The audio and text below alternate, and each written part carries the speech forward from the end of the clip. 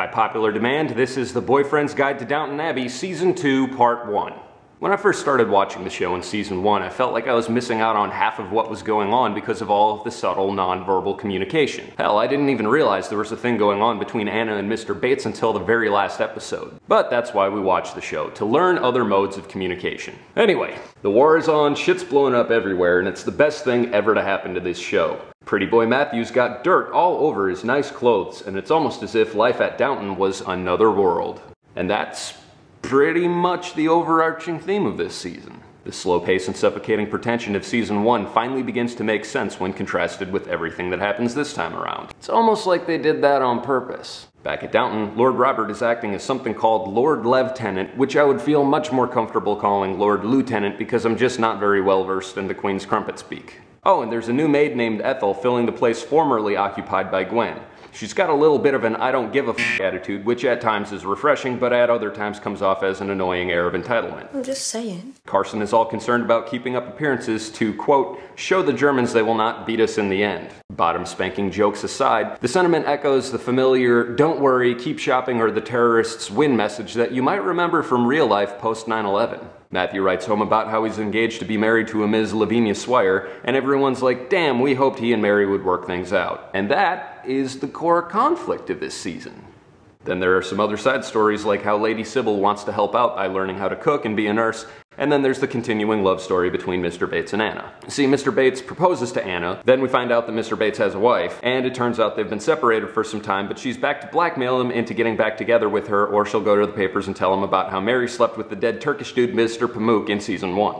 Wanting to protect Mary, Mr. Bates agrees to leave with his ex-wife. While throwing a benefit for the soldiers, a couple of self-righteous decide to send a message to any man not currently serving by handing him a white feather, a symbol of cowardice. Lord Robert puts them in their place, but the pressure to enlist starts to get to William. Remember how William had a crush on Daisy ever since last season? Well, she's well aware of that, and since he's feeling down on himself for not being enlisted, she decides to cheer him up by kissing him. Overjoyed, William asks, does this mean you'll be my girl? And Daisy's like, This is still Downton Abbey, where it's more about what's said than what's not.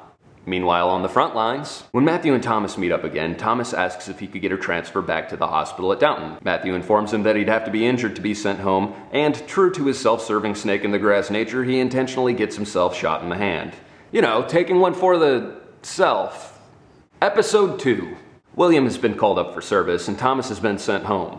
Lord Grantham is jealous of all the soldiers in battle and what he believes to be their ability to sleep at night, which is sharply contrasted with the symptoms of shell shock exhibited by Lang, his new servant who's recently returned home from the war. Still in one piece, thank God. Touch wood. I never stopped touching it. Oh, that means good luck. Carson suffers from health problems, and having to make do, the maids serve in the dining room. Can you imagine maids serving in the dining room?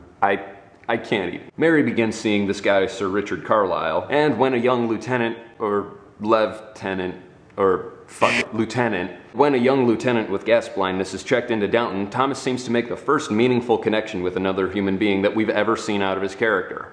Unfortunately, once Lieutenant Courtney's beginning to make progress, he learns that he'll soon be transferred. Devastated, he slits his wrists. Mr. Mosley continues to make advances with Anna, but she sets him straight about how she's waiting for Mr. Bates to return. Mrs. Patmore discovers her nephew tried to go AWOL and was shot for cowardice. The complexity of all of this war shit gets real heavy. William has almost finished his training and is about to leave for the front, all proud of himself in his new uniform, when Mr. Lang says, "You're part of it, like a grain of sand on the beach." Daisy suddenly feels regret for letting him think we're sweethearts, and Mrs. Patmore tells her, "You can't let him go to war with a broken heart."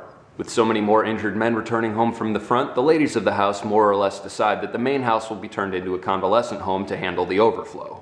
But Lord Grantham, being the understanding and progressively minded dude that he is, says, "It's a brave new world we're headed for, no doubt about that."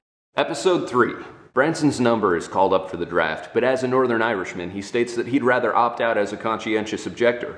Later, we find out that he has heart palpitations and is declared unfit to serve anyway. With Bates gone, Thomas has been promoted to acting sergeant and manager of Downton.